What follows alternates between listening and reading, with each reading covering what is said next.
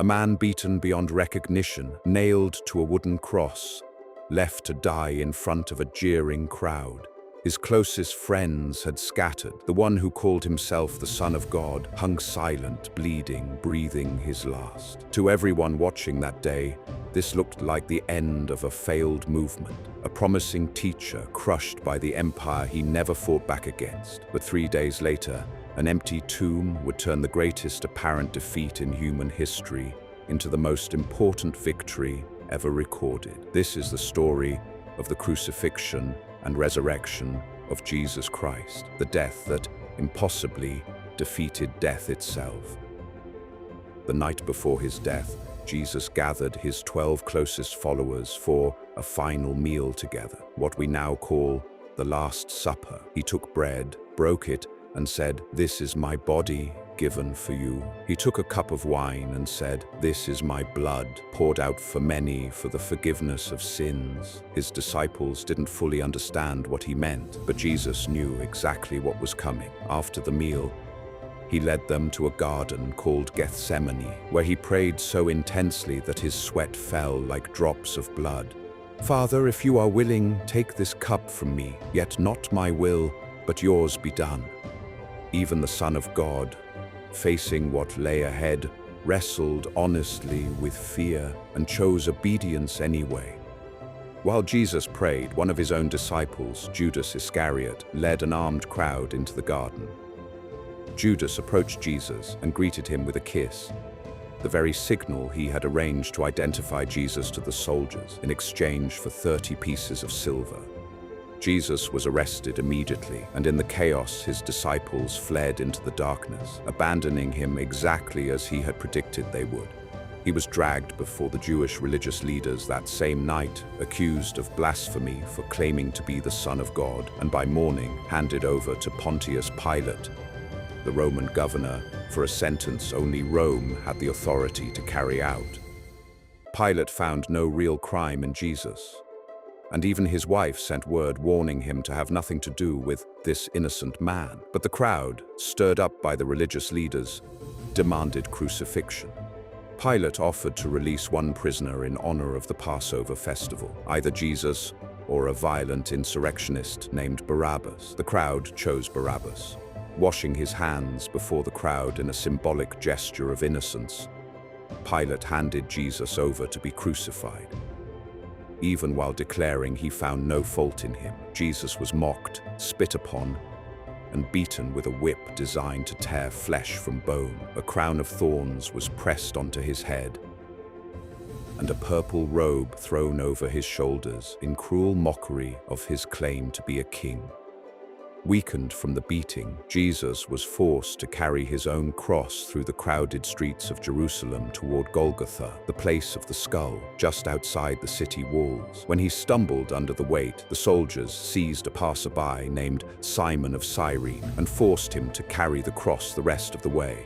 Crowds lined the road, some mourning, some mocking, some simply watching in stunned silence as the man many had hailed just days earlier during his triumphant entry into Jerusalem now walked toward his execution. At Golgotha, Jesus was nailed to the cross between two convicted criminals, exactly as prophets had foretold centuries earlier. Above his head, Pilate ordered a sign placed reading, "Jesus of Nazareth, King of the Jews," intended as mockery, though it declared the truest thing anyone would say that day. As he hung there, Jesus spoke words that revealed the very heart of what was happening. "Father, forgive them, for they do not know what they are doing." One of the criminals crucified beside him, recognizing something no one else seemed to see, asked Jesus to remember him. Jesus answered, "Today you will be with me in paradise." At noon, darkness fell across the entire land for 3 hours, as if creation itself was grieving. Around 3 in the afternoon, Jesus cried out in a loud voice, my God, why have you forsaken me?"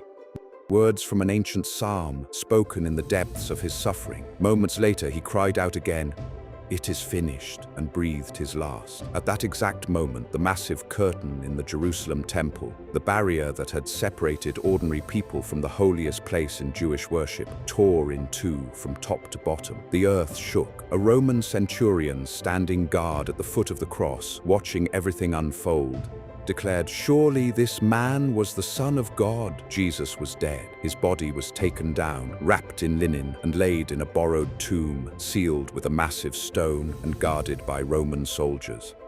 For his followers, the day after the crucifixion was one of devastating grief and confusion. Everything they had believed about Jesus, everything they had given up their lives to follow, seemed to have ended in failure. The women who had followed him rested on the Sabbath, according to the commandment, preparing spices to properly anoint his body once the day of rest had passed. The disciples hid, fearing they might be next. The tomb sat sealed and silent, guarded by soldiers who had no idea that the most significant moment in human history was about to unfold right beneath their watch. Early on the first day of the week, while it was still dark, several women went to the tomb to anoint Jesus' body, only to find the massive stone already rolled away.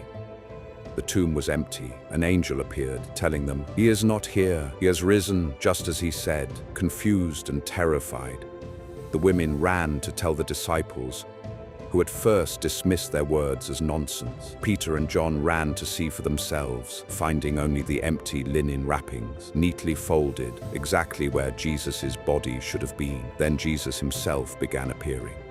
First Mary Magdalene, then to the disciples gathered in a locked room, then to over 500 people at once, over a period of 40 days, proving beyond doubt that he was truly, physically alive again. The crucifixion and resurrection aren't simply the end of one story.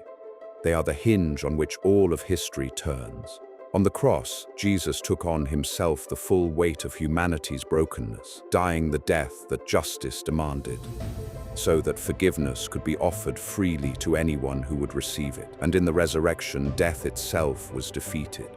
Not symbolically, not spiritually only, but actually, physically, undeniably. Every fear you carry about your own mortality, every wound you believe is too deep to heal, every failure you think disqualifies you from grace, the empty tomb answers all of it. If God's power was strong enough to raise Jesus from the dead, it is strong enough to bring life into whatever feels dead or hopeless in your own story right now. The cross tells you how far God was willing to go to reach you. The empty tomb tells you that death never gets the final word. If this story reminded you that death never gets the final word, subscribe to Stone and Sling and join us as we bring these ancient stories to life, one video at a time. Which story should we tell next? Let us know in the comments below.